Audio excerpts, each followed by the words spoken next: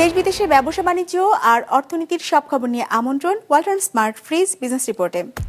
চলতি অর্থ বছরের জন্য রপ্তানি লক্ষ্যমাত্রা $63 বিলিয়ন, পণ্য খাতে $55 বিলিয়ন আর সেবা খাত থেকে $8.5 বিলিয়ন আয়ের আশা। প্রধান উপদেষ্টার 3 দিনের মালয়েশিয়া সফরের একাধিক সমঝোতা স্মারক ও নোট বিনিময় চুক্তি সই, মালয়েশিয়া প্রধানমন্ত্রীর সঙ্গে দ্বিপাক্ষিক বৈঠক। বাড়তি শুল্ক আরোপের মেয়াদ 90 দিন বাড়ালো চীন ও যুক্তরাষ্ট্র, শুল্ক বিরতি বহাল থাকবে 10 নভেম্বর পর্যন্ত। এমন সব খবর নিয়েই আমাদের আজকের আয়োজন। ওয়ালটন এখন দেশের সীমানা পেরিয়ে পৌঁছে গিয়েছে 50টিরও বেশি দেশে। ওয়ালটন, ঘরে ঘরে বিশ্বজুড়ে। চলতি অর্থ বছর $63 বিলিয়ন পণ্য ও সেবা রপ্তানির লক্ষ্য নির্ধারণ করেছে সরকার, যা তার আগের অর্থ বছরের তুলনায় 16.5% বেশি। মঙ্গলবার বাণিজ্য মন্ত্রণালয়ের সম্মেলন কক্ষে আয়োজিত সংবাদ সম্মেলনে এই লক্ষ্যমাত্রার কথা জানান বাণিজ্য সচিব। চলতি অর্থ বছর পণ্য খাতে রপ্তানির লক্ষ্য $55 বিলিয়ন আর সেবা খাত থেকে প্রত্যাশা করা হচ্ছে $8.5 বিলিয়ন আয়। প্রতি অর্থ বছরের শুরুতেই বাণিজ্য মন্ত্রণালয় প্রাক্কলন করে থাকে সেই অর্থ বছর সরকার কি পরিমাণ রপ্তানি আয় প্রত্যাশা করছে। সেই ধারাবাহিকতায় মঙ্গলবার চলতি অর্থ বছরের রপ্তানি লক্ষ্যমাত্রা ঘোষণা করেছে সরকার।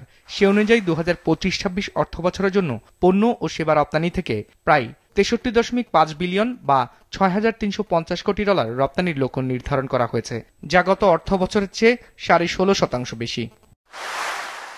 এবছর পণ্য রপ্তানি থেকে সরকার আয়ের লক্ষ্য নির্ধারণ করেছে $5,500 কোটি। আগের অর্থ বছরে এ খাত থেকে এসেছিল $4,828 কোটি। সে হিসেবে বছরের ব্যবধানে পণ্য রপ্তানি থেকে প্রবৃদ্ধি প্রত্যাশা করা হচ্ছে 13.40% আর 18.67% প্রবৃদ্ধির প্রাক্কলন করে $850 কোটি রপ্তানির লক্ষ্য নির্ধারণ করা হয়েছে সেবা খাতের জন্য।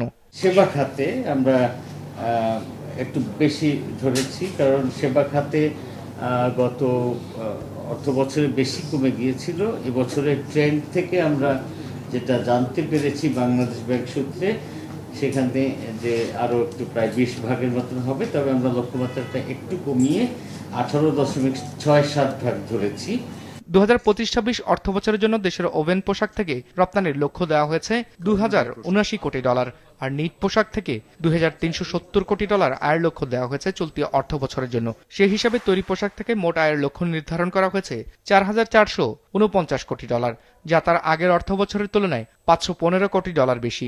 যে লক্ষ্যমাত্রাটা দেওয়া হয়েছে আমরা মনে করি এটা অ্যাচিভেবল, এবং আমরা কিন্তু আমাদের কিন্তু প্রত্যাশা এর চেয়ে বেশি এখন, কারণ ওনারা যে সাফল্যটা অর্জন করেছেন এবারে নেগোসিয়েশনে, এইটার একটা ভালো ফল কিন্তু আমরা প্রত্যাশা করছি। তো সেই কারণেই আমাদের প্রত্যাশার মাত্রাটা কিন্তু একটু বেড়ে গিয়েছে, যে আমরা হয়তো এর চেয়ে বেশি করার সুযোগ আমাদের সামনে আসবে, কিন্তু সেই সুযোগগুলি নিতে গেলে আমাদের আবার আমি মাননীয় উপদেষ্টা মহোদয়কে অনুরোধ করব, আমাদের দেশীয় পর্যায়ে বেশ কিছু সংকট আমাদের প্রতিনিয়ত মোকাবেলা করতে হয়। সেই সংকটগুলি যদি ওনারা অ্যাড্রেস করেন তাহলে আমি খুব নিশ্চিন্তে বলতে পারি এর চেয়ে বেশি আমরা করতে পারবো ইনশাআল্লাহ। এ সময় চামড়া, পাট, হিমায়িত খাদ্য সহ প্রতিটি খাতের রপ্তানি আয়ের লক্ষ্যই বাড়ানো হয়েছে আগের অর্থ বছরের তুলনায়। লক্ষ্য নির্ধারণের ক্ষেত্রে পণ্য ও বাজার সম্প্রসারণ, বাজার বহুমুখীকরণ, বিশ্ব বাণিজ্যের সাম্প্রতিক গতিধারা সহ বিভিন্ন বিষয়ে আবেদন নেওয়া হয়েছে বলে জানানো হয় বাণিজ্য মন্ত্রণালয়ের পক্ষ থেকে। রায়হান শোভন, বিজনেস রিপোর্ট, মাছরাঙা টেলিভিশন। প্রধান উপদেষ্টা ডক্টর মোহাম্মদ ইউনূসের 3 দিনের মালয়েশিয়া সফরের দ্বিতীয় দিনে মঙ্গলবার বাংলাদেশ ও মালয়েশিয়ার মধ্যে বিভিন্ন খাতে সহযোগিতা বাড়াতে 5টি সমঝোতা স্মারক এবং 3টি নোট বিনিময় চুক্তি স্বাক্ষর হয়েছে। এর আগে মালয়েশিয়ার প্রধানমন্ত্রী আনোয়ার ইব্রাহিমের সঙ্গে প্রধান উপদেষ্টা ডক্টর মোহাম্মদ ইউনূসের দ্বিপাক্ষিক বৈঠক অনুষ্ঠিত হয়। সকাল 9টায় কুয়ালালামপুরে প্রধান উপদেষ্টা মালয়েশিয়ার প্রধানমন্ত্রীর অফিসে পৌঁছালে প্রধানমন্ত্রী আনোয়ার ইব্রাহিম তাকে লাল গালিচা অভ্যর্থনা জানান। সেখানে ডক্টর ইউনূসকে গার্ড অব অনার দেওয়া হয়। পরে উভয় দেশের মধ্যে উচ্চ পর্যায়ের 2টি বৈঠক অনুষ্ঠিত হয়। বৈঠকে বাংলাদেশের প্রধান উপদেষ্টা অধ্যাপক মোহাম্মদ ইউনূস এবং মালয়েশিয়ার প্রধানমন্ত্রী আনোয়ার ইব্রাহিম নিজ নিজ দেশের পক্ষে নেতৃত্ব দেন। এ সময় দুদেশের সম্পর্ককে আরও গভীর এবং কৌশলগত অংশীদারিত্বে রূপান্তরের অঙ্গীকার জানান দুই নেতাই। এরপর প্রধান উপদেষ্টা অধ্যাপক মোহাম্মদ ইউনূস ও মালয়েশিয়ার প্রধানমন্ত্রী আনোয়ার ইব্রাহিমের উপস্থিতিতে দুই দেশ প্রতিরক্ষা সহায়তা, জ্বালানি, কৌশলগত ও আন্তর্জাতিক শিক্ষা এবং ব্যবসা বাণিজ্যের ক্ষেত্রে 5টি সমঝোতা স্মারক সই করে। এছাড়া দুই দেশের মধ্যে উচ্চশিক্ষা, কূটনীতিকদের প্রশিক্ষণ এবং হালাল ইকোসিস্টেম নিয়ে 3টি নোট অফ এক্সচেঞ্জ সই হয়েছে। পরে যৌথ ব্রিফিংয়ে প্রধান উপদেষ্টা ডক্টর মোহাম্মদ ইউনুস জানান, আগামী ফেব্রুয়ারিতে নির্বাচনের জন্য প্রস্তুত বাংলাদেশ। এই সময় তিনি রোহিঙ্গা সমস্যা সমাধান এবং আসিয়ানের সদস্য পদের জন্য মালয়েশিয়ার সমর্থন প্রত্যাশা করেন।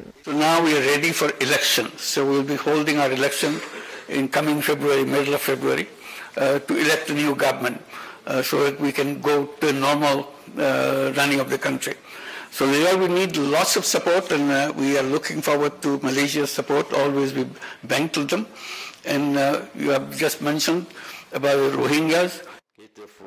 আনোয়ার ইব্রাহিম বলেন, মালয়েশিয়া বাংলাদেশকে একটি গুরুত্বপূর্ণ অংশীদার হিসেবে দেখে, কারণ বাংলাদেশের কর্মীরা এখানে একসঙ্গে কাজ করে মালয়েশিয়ার উন্নয়নে গুরুত্বপূর্ণ ভূমিকা রাখছে।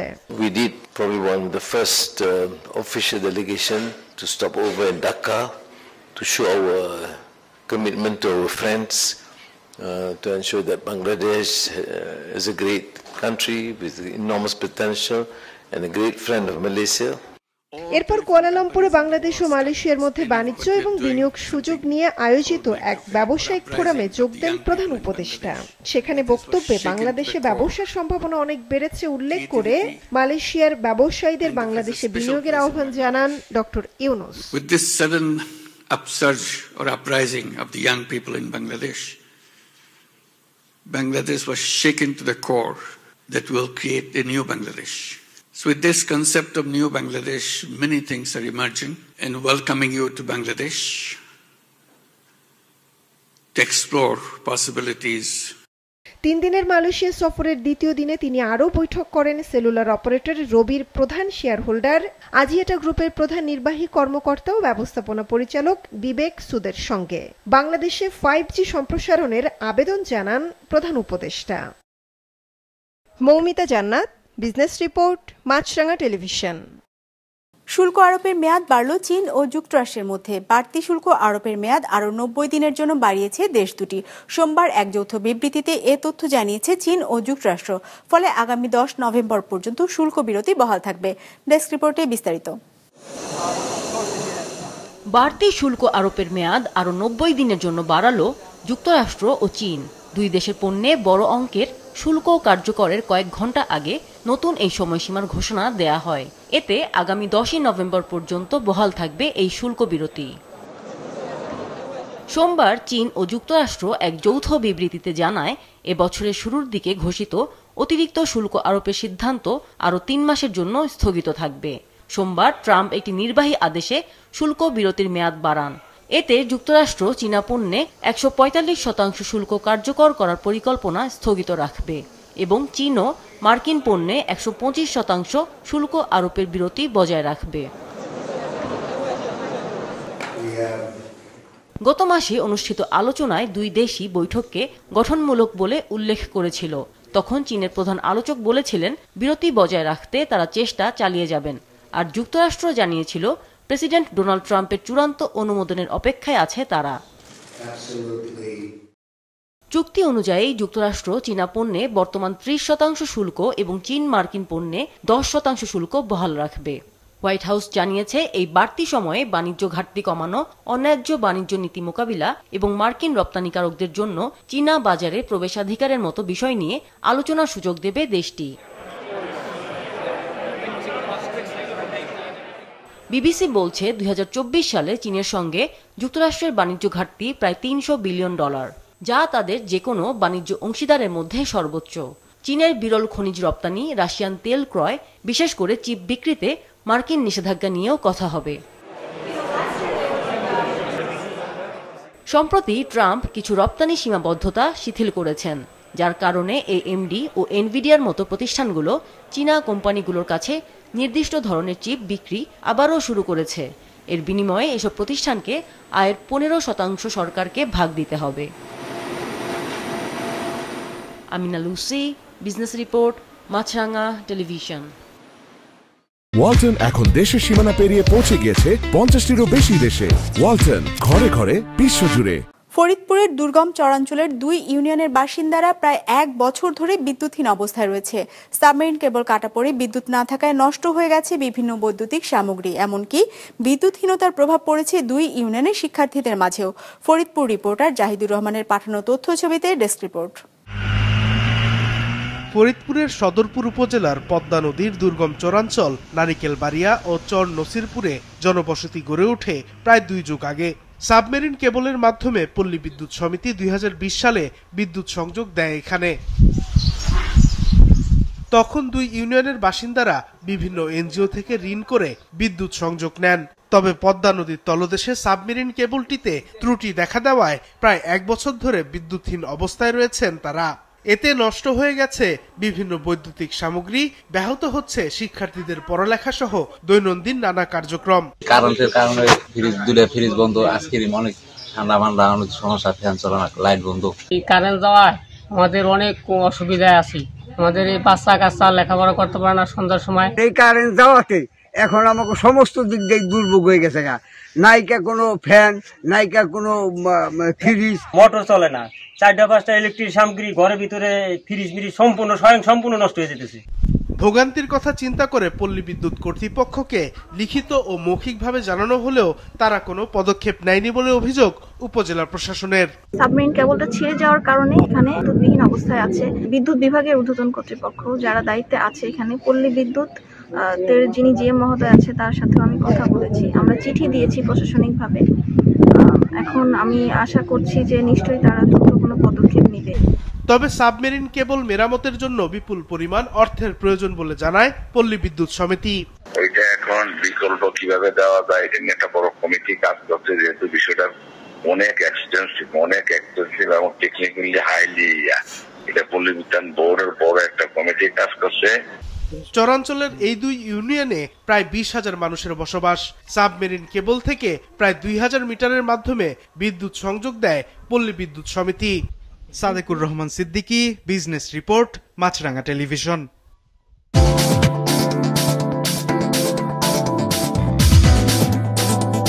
সূচক পতন দিয়ে শেষ হয়েছে ঢাকা শেয়ার বাজারে সপ্তাহের 3য় কার্যদিবসের লেনদেন।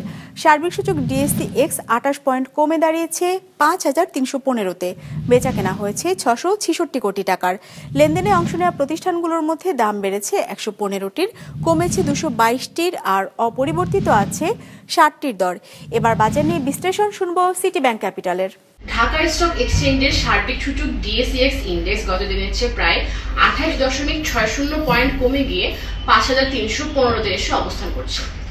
আজ মার্কেট দিনের শুরুতে ঊর্ধ্বগতিতে লেনদেন শুরু করে, পরবর্তীতে মার্কেট এই ঊর্ধ্বগতি বজায় রাখার চেষ্টা করলেও দিনের মধ্যভাগ থেকে বিনিয়োগকারীদের মধ্যে প্রফিট টেকিং এর প্রবণতা লক্ষ্য করা যায়, যার ফলস্বরূপ দিন শেষে মার্কেট 28.60 পয়েন্ট নেগেটিভ নিয়ে আজকে তার লেনদেন শেষ করে। আজ মার্কেটের লেনদেনরত কোম্পানিগুলোর মধ্যে শেয়ার মূল্য বেড়েছে 115টি, কমেছে 222টি এবং অপরিবর্তিত ছিল 60টি কোম্পানির শেয়ার মূল্য। মার্কেটে আজ টোটাল টার্নওভার ছিল 666 কোটি টাকা। মার্কেটে গত সপ্তাহের এভারেজ টার্নওভার ছিল 911 কোটি টাকা এবং চলতি সপ্তাহে 3 দিনের এভারেজ টার্নওভার ছিল 680 কোটি টাকার মতো। আজ সবচেয়ে বেশি লেনদেন হয়েছে ওরিয়ন ইনফিউশনের, আজকে এদের প্রায় 26 কোটি টাকার মতো লেনদেন হয়েছে এবং দ্বিতীয়তে ছিল ব্র্যাক ব্যাংক। ইন্ডেক্স কমার জন্য আজ বেশি কন্ট্রিবিউশন রেখেছে গ্রামীণ ফোন। গেইনার লিস্টে প্রথমে পাচ্ছি ইয়াকিন পলিমার লিমিটেড এবং দ্বিতীয়তে পাচ্ছি সিলভার ফার্মাসিউটিক্যাল লিমিটেড। এবার আমেরিকান পণ্য বর্জনের ডাক দিয়েছে ভারতের ক্ষমতাসীন দল বিজেপির সমর্থকরা। ভারতের উপর 50% শুল্ক আরোপের প্রতিবাদে মার্কিন প্রেসিডেন্ট ডোনাল্ড ট্রাম্পের ছবিও পড়ায় তারা। যদিও এই বয়কট আন্দোলন মার্কিন ব্র্যান্ডগুলোর ওপর কতটুকু প্রভাব ফেলবে তা নিয়ে সন্দিহান বিশ্লেষকরা। ডেস্ক রিপোর্টে বিস্তারিত। ভারতের সাথে যুক্তরাষ্ট্রের বাণিজ্য ঘাটতি $46 বিলিয়ন, যা কমাতে চায় ট্রাম্প প্রশাসন। এজন্য ভারতে কৃষি, ডেইরি খাত উন্মুক্ত করে দেওয়ার দাবি তাদের। এতে সায় দেয়নি মোদী সরকার। ফলশ্রুতিতে ভারতীয় পণ্যের উপর 25% পাল্টা শুল্ক আরোপ করে যুক্তরাষ্ট্র। এর কিছুদিন পর রাশিয়া থেকে জ্বালানি তেল কেনার অভিযোগে আরও 25% অতিরিক্ত শুল্ক আরোপ করে নির্বাহী আদেশ জারি করেন প্রেসিডেন্ট ট্রাম্প। এতে সব মিলিয়ে ভারতীয় পণ্যের উপর শুল্কের পরিমাণ দাঁড়ায় 50%। এই উচ্চ শুল্কের কারণে আমেরিকার বাজারে ভারতীয় পণ্য রপ্তানি 56% কমে যাওয়ার আশঙ্কা করছেন ব্যবসায়ীরা, যেখানে সবচেয়ে বেশি ক্ষতির মুখে পড়বে পোশাক, বস্ত্র, ফার্মাসিউটিক্যালস, সেমিকন্ডাক্টর ও জুয়েলারির মতো রপ্তানি খাত। এই শুল্কের প্রতিক্রিয়ায় ভারতে আমেরিকান পণ্য বয়কটের ডাক উঠেছে। বিশেষ করে সামাজিক যোগাযোগ মাধ্যমে এই আন্দোলনের ব্যাপক আকার ধারণ করেছে। ভারতীয় জনতা পার্টির বিজেপির সঙ্গে যুক্ত স্বদেশী জাগরণ মঞ্চ বিভিন্ন শহরে মিছিল করে মার্কিন পণ্য বর্জনের আহ্বান জানিয়েছে। তারা দেশীয় ব্র্যান্ডের তালিকাও প্রচার করছে। এছাড়া একদল বিজেপি সমর্থকদের ট্রাম্পের ছবি পোড়াতেও দেখা গেছে। আমেরিকান কোম্পানিগুলোর জন্য ভারত গুরুত্বপূর্ণ বাজার। মেটার হোয়াটসঅ্যাপের সবচেয়ে বেশি ব্যবহারকারী ভারতেই। ডোমিনোজের রেস্টুরেন্ট, পেপসি, কোকাকোলা, অ্যাপলের মতো ব্র্যান্ডগুলোর বিপুল জনপ্রিয়তা রয়েছে ভারত জুড়ে। আর এসব কোম্পানিকেই টার্গেট করছে বিজেপি সমর্থকরা।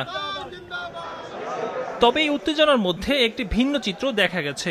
মার্কিন বৈদ্যুতিক গাড়ি নির্মাতা প্রতিষ্ঠান টেসলা সোমবার দিল্লিতে তাদের দ্বিতীয় শোরুম উদ্বোধন করেছে। এই অনুষ্ঠানে ভারতের বাণিজ্য মন্ত্রণালয় ও মার্কিন দূতাবাসের কর্মকর্তারা উপস্থিত ছিলেন। দর্শনার্থী ছিল চোখে পড়ার মতো। It's a fair ask that we should also try and show some resistance towards the US if they are putting up these recent taxes in place. I do not think that has to be do particularly with Tesla, but in general, yes, I think there should be a resistance from us as well. The launch or the entry into any geography by any company does not happen immediately. It takes planning. Whereas like political statements or political moves, they could be sudden, and it's a coincidence that is happening. এই boycott আন্দোলন মার্কিন ব্র্যান্ডগুলোর উপর এখন পর্যন্ত তেমন প্রভাব ফেলতে পারেনি। বিশ্লেষকরা বলছেন, ভারত মার্কিন সম্পর্ক কোন দিকে মোড় নেয় তখনই বয়কটের প্রভাব বোঝা যাবে। একরামুল ইসলাম খান, বিজনেস রিপোর্ট, মাছরাঙ্গা টেলিভিশন। দর্শক, আমাদের যে কোনো পর্ব নিজেদের সুবিধাজনক সময় দেখতে সাবস্ক্রাইব করুন বিজনেস রিপোর্টের অফিসিয়াল ইউটিউব চ্যানেল। ফেসবুক পেজে লাইক দিয়ে আপডেট থাকুন ব্যবসা বাণিজ্যের আলোচিত সব ঘটনা সম্পর্কে। আর আপনাদের মতামত জানান কমেন্টস অথবা ইনবক্সে। আজ এটুকুই, বিদায় নিচ্ছি, ভালো থাকবেন।